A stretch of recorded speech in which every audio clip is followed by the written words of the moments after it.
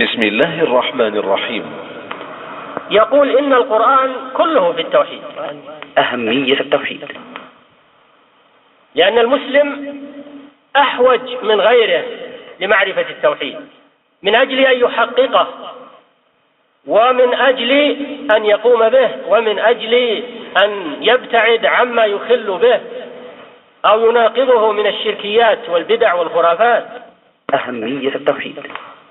في العالم الإسلامي اليوم، ما عدا هذه البلاد التي حماها الله بدعوة التوحيد، في العالم الإسلامي المشاهد الشركية المشيدة على القبور كما تسمعون عنها أو كما رآها بعضكم ممن سابق. الدين عندهم هو الشرك. أهمية التوحيد. الذين يقولون إن التوحيد هو الإقرار بأن الله هو الخالق الرازق المحيي المميت المدبر، هذا هو التوحيد، نقول لهم لا، هذا توحيد أبي جهل وأبي لهب، هذا ما يكفي.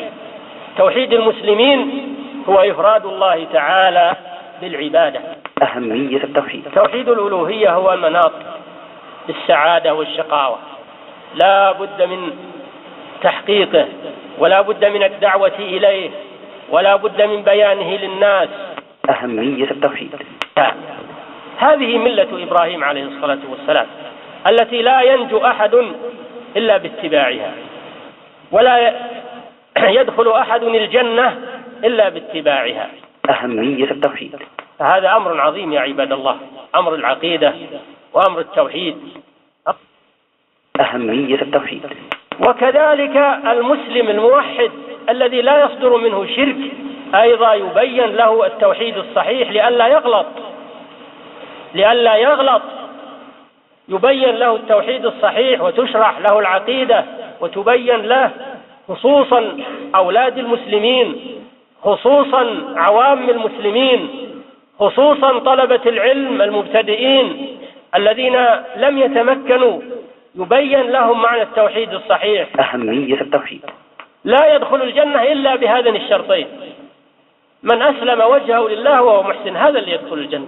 أهمية التوحيد. معنى شهادة لا إله إلا الله الإخلاص لله عز وجل بالأعمال الصالحة، ومعنى شهادة أن محمد رسول الله متابعته صلى الله عليه وسلم.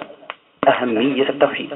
فهناك من علماء الضلال الكثير الذين أضلوا الناس، والنبي صلى الله عليه وسلم يقول: وإنما أخشى على أمتي الأئمة المضلين. أهمية التوحيد. العلماء الذين يدعون الناس إلى الضلال هؤلاء مغضوب عليهم، العلماء الذين لا يعملون بعلمهم، يعرفون الحق ولا يعملون به ويدعون إلى خلافه لهوى في نفوسهم أو لأطماع يحصلون عليها أو رئاسات يتبوؤونها، يدعون الناس إلى غير ما يعتقدون وإلى غير ما يعلمون من أجل أن يترأسوا عليهم. أهمية التوحيد. بعض الناس يقول أولاد المسلمين أولاد بيئة، لا تعلمونهم العقيدة وتعلمون، لأنهم أولاد بيئة، هم مسلمون بدون تعليم، تعلمون الدين من بلادهم ومن بيئتهم، يعني لا تعلمونهم أركان الإسلام ولا تعلمونهم أركان الإيمان ولا تعلمونهم أنواع التوحيد. هذا إما أنه جاهل ولا يعرف قيمة التوحيد، وإما أنه يعلم لكنه مضلل يريد تضليل المسلمين. أهمية التوحيد. ما يكفي أنه يقول أشهد أن لا إله إلا الله بدون أنه يعرف معنى هذه الكلمة ويعمل بها ويطبقها ويدعو إليها. أهمية التوحيد. بلاد الأخرى واقعين في الشرك في وضح النهار، تبنى الأصنام، تبنى الأسلام للمسلمين، ما هي تبنى للكفار، تبنى للمسلمين، يروحون لما ويطوفون به ويذبحون له وينذرون له. كيف مع هذا نغطي رؤوسنا ونتعامى ونقول لا، أنت مدعو الناس إلى الأخلاق وإلى الزهد وإلى يعني يقولون الشرك هو محبة الدنيا، في طائفة تقول الشرك هو محبة الدنيا، أخرجوا الدنيا من قلوبكم، هذا هو التوحيد. يا سبحان الله، هذا هو التوحيد. وناس يقولون لا، الشرك هو الحاكمية، حكموا خلوا المحاكم تحكم بالشرع. نعم هذا صحيح، المحاكم تحكم بالشرع مطلوب، ولكن هذا ما يكفي، هذا ما يكفي. حتى لو فرضنا أنهم حكموا المحاكم للشرع، ما دام الشرك موجود، وما دام في البلد أضرحة، وما دام فيها قبور، وما دام فيها دعاة إلى الشرك، ما يكفي أن نجعل المحاكم تحكم بالشرع. أهمية التوحيد. الرسول صلى الله عليه وسلم لو قال للمشركين خلونا نجتمع ونبطل الحكم بعوائد الجاهلية ونحكم بالناس في الشرع، ولكن اللات والعزى ومناة الثالثة الأخرى تبقى، كل على دينه، لكن نجعل محاكم تحكم بين الناس بالشرع وتبقى اللات والعزى ومناة والأصنام، هل يكون هذا دين؟ أهمية التوحيد. لا بد من تصحيح العقيدة أولا، ولا بد من تحقيق لا إله إلا الله، ولا بد من إزالة الشرك ومظاهره من البلد، ثم بعد ذلك تأتي بقية أوامر الدين وشرائع الدين، لأننا إذا حققنا الأساس أقمنا عليه البناء الصحيح.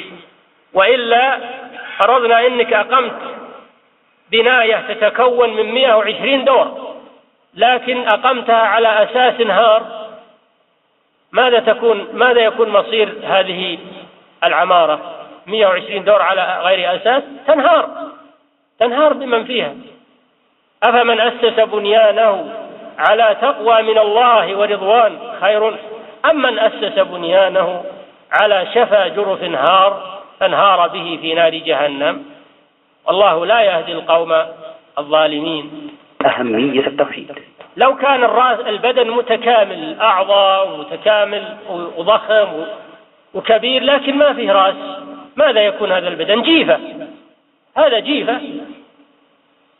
لكن إذا كان الرأس موجود فإن بقية الأعضاء، الإنسان إذا كان له رأس سليم يمكن تنقطع يده، تنقطع رجله، ويعيش ويمشي ويتزوج ويأكل، لكن لا يقطع رأسه وأعضاؤه كلها الباقي سليمة، ماذا يستفيد؟ كذلك الدين، إذا راحت العقيدة راح الدين، مهما كانت صورة الأعمال بعد ذلك. والآن نترككم